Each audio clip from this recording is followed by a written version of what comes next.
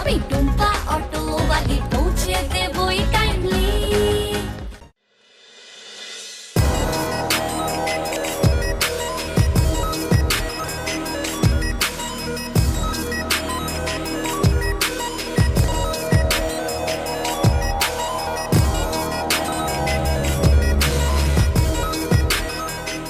Sorry, অনেকটা দেরি হয়ে গেল। আসলে বেরোতে গিয়ে দেরি হয়েছে সেটা জানার আমার কোনো দরকার নেই। দেরি হয়েছে সেটা বেশি ইম্পর্টেন্ট। সব ঠিক আছে তো? এতটা গম্ভীর কেন? গম্ভীর না হওয়ার মতন এখনো কিছু হয়নি। না, আগে তো কোনোদিনও এইভাবে আমার সাথে কথা বলতেন না আপনি। আগের কথা বাদ দাও, বলো কি নিয়ে কথা বলতে চেয়েছিলে? বলছি, এত তারা কিসের?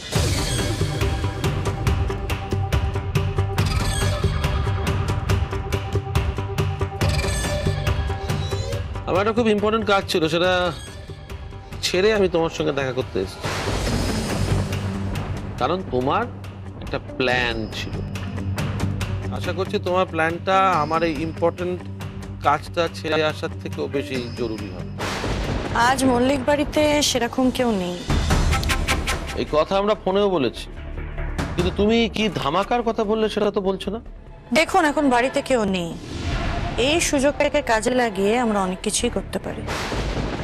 তার মানে তোমার কাছে কোনো প্রপার প্ল্যান নেই? দেখুন, কাজটা তো আমরা একসাথে করব, তার জন্য প্ল্যানটা আমার একার করলে হবে না, আমাদের দুজনকেই প্ল্যানটা করতে হবে। তোমার লাভ? এই পরিবারের ক্ষতি করা। কেন? আর্থিক লাভ।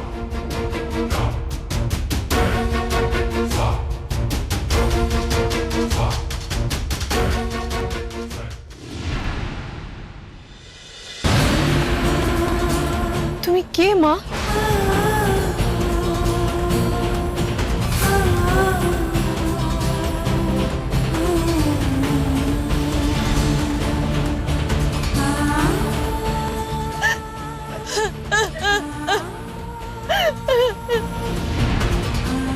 কেমন আছো তুমি?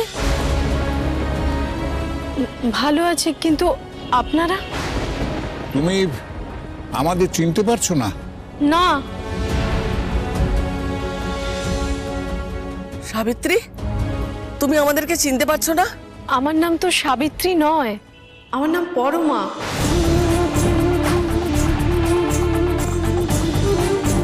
আবির্বাবু, আমার মনে হয় যে আমাদের একবার আশ্রমের কারোর কাছ থেকে কাকিমার সম্পর্কে খবর নেওয়া দরকার।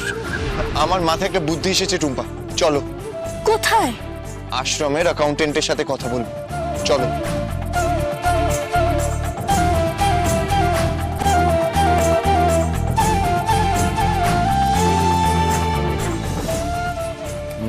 নমস্কার। হ্যাঁ, নমস্কার। বসুন। Thank you.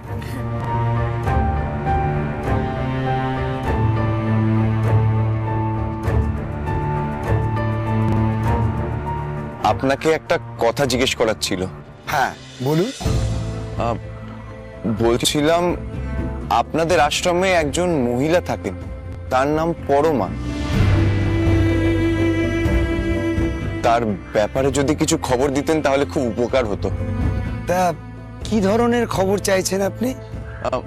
মানে উনি কখন কিভাবে এখানে এলেন, ওনাকে কে নিয়ে এলো, বেসিক্যালি উনি কে। কিন্তু পরমা দেবীর ব্যাপারে আপনি কেন খবর নিতে চাইছেন?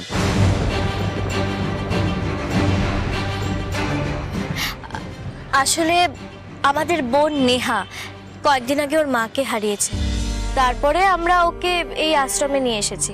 আর এখানে আসার পর পরমা দেবীকে দেখে নেহা অদ্ভুতভাবে ওর সঙ্গে জড়িয়ে গেছে। তাই আমরা ভাবছিলাম যে পরমা দেবীর সব খরচ যদি আমরা বহন করতে পারি আর কি। না না, তার কোনো প্রয়োজন পড়বে না, কারণ আশ্রমের শুরু থেকে উনি আমাদের এখানে আছেন তো। আর একজন ভদ্রলোক আছেন যিনি ওনার সমস্ত খরচ বহন করেন। কে তিনি? দেখুন, এমনিতে এসব সকলকে জানানো উচিত নয়, তবু আপনাকে দেখে ভালো মানুষ বলে মনে হচ্ছে, তাই বলছি। যে ভদ্রলোক ওনার সমস্ত খরচ বহন করেন তার নাম হলো অশোক মল্লিক।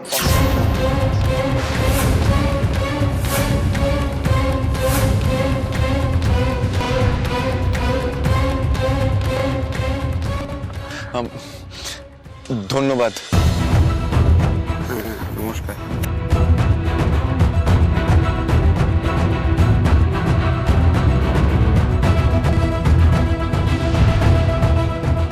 কাকিমা, আপনাকে একটা প্রশ্ন করতে পারি?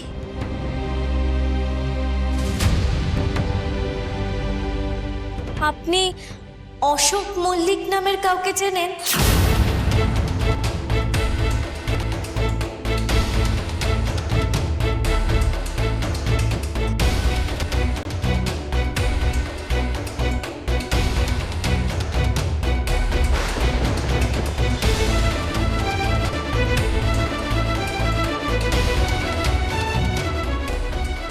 এই দেখুন, ইনি অশোক মল্লিক।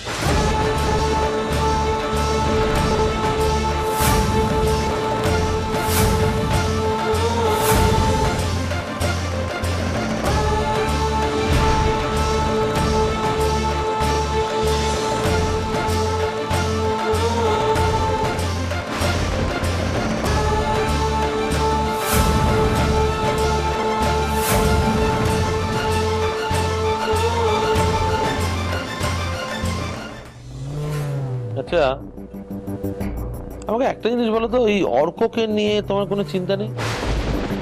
মানে না মানে অর্ক কোথাও গেছে সেটা তুমি জানতে চাও না? চাইলে যদি সব হয়ে যেত তাহলে তো ভালোই হতো। টুম্পার সঙ্গে তোমার অর্ককে নিয়ে কথা হয়নি? আপনার মনে হয় টুম্পার সাথে আমি কোনো রকমের আলোচনা করতে চাই? যতটুকু নিয়ে আলোচনা হয় সেটা পুরোটাই নিজের স্বার্থে। অর্ককে ফিরে পাওয়া তো তোমার নিজের সাথে।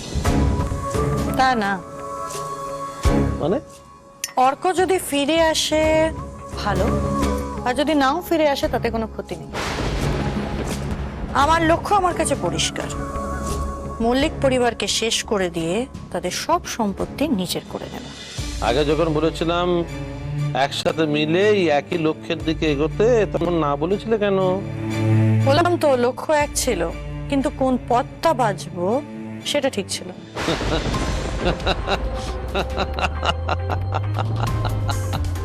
এইভাবে হাসা কি কারণ? তোমরা সবাই আমাকে বোকা ভাবো, তাই না? তুমি, তোমার বোন আবির, আমার বৌদি, সবার মনে হয় অশোক কিচ্ছু বোঝে না। আপনি আমাকে ভুল ভাবছেন।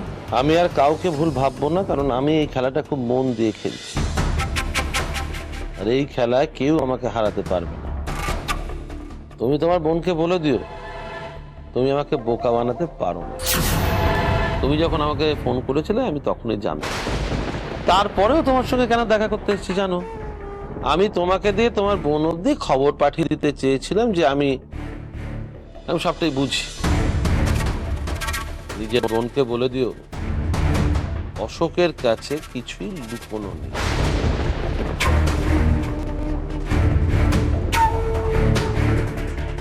চাপ আছে, বিলটা দিয়ে দিও।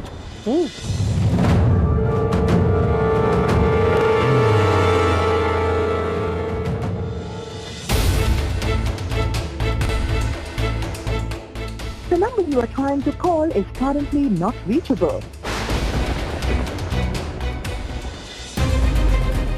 কি হলো? কাকিমা!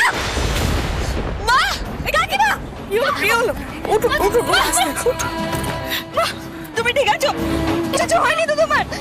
কি হয়েছে? এই যাও যাও যাও যাও, পরমা দেবীকে ভেতরে নিয়ে যাও, ভেতরে নিয়ে যাও। গুরুজি, আসলে আসলে কি করতে চাইছেন আপনারা? আমি আপনাদের আগেও বলেছিলাম যে এই আশ্রমের পরিবেশ নষ্ট করার চেষ্টা আপনারা করবেন না, কিন্তু তা সত্ত্বেও আপনারা একই কাজ করে চলেছেন। গুরুজি, আপনি আমাকে বলার একটু সুযোগ দিন। না না, বলতে তো আপনাকে হবেই, উত্তর তো আপনাকে দিতেই হবে যে কেন আপনারা করেছেন এই সব। গুরুজি দেখুন, আপনারা যাকে পরমা নামে চেনেন তার আসল নাম সাবিত্রী মল্লিক। তিনি অশোক মল্লিকের স্ত্রী। সেই অশোক মল্লিক যিনি যিনি ওনাকে এই আশ্রমে এনেছেন এবং এতগুলো বছর ধরে তিনি তার খরচা বহন করছেন।